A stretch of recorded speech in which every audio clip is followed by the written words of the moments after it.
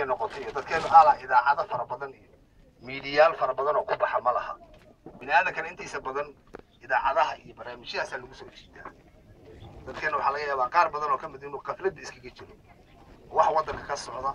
iyo horumarka ka jira iyo midnimada ka jirta iyo nabadgelyada ka jirta iyo wacyiga dadku maraya qaar badan inuu weyn baa laga yaabaa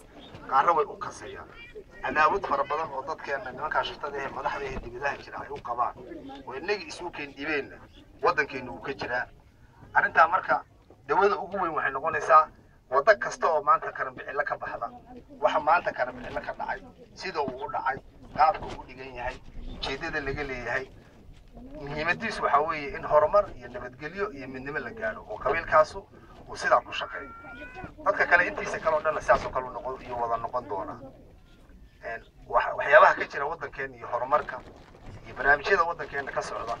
iyo sidaynu waagi hore ahaan jiray iyo maanta sidaynu nahay inagoo wax ciidan oo kale oo federaal inoo joogaan jiray inagoo odayaashii iyo dhaqankii iyo ciidankeenii iyo dadkeenii ah aynu shirarkan wada qabsanayna ilaa kililka haddaad tagtay ilaa meel haddaad marto waxaa kuu muuqanaya nolosha aan ku jirro iyo horumarka iyo nabadgelyada aynu haysano arrintaasoo dhammaanteen loo wada baahan yahay inaan sii wada xoojino oo midba midka kale oo isu kaalmaysano iyadoo taasi jirto jaamacaadka waxyaabaha qabyaaro ka socda iyo horumarkaasuna dhammaanteen waynu wada ognahay anigoo u mahad celinaya ragga qurba joogta ah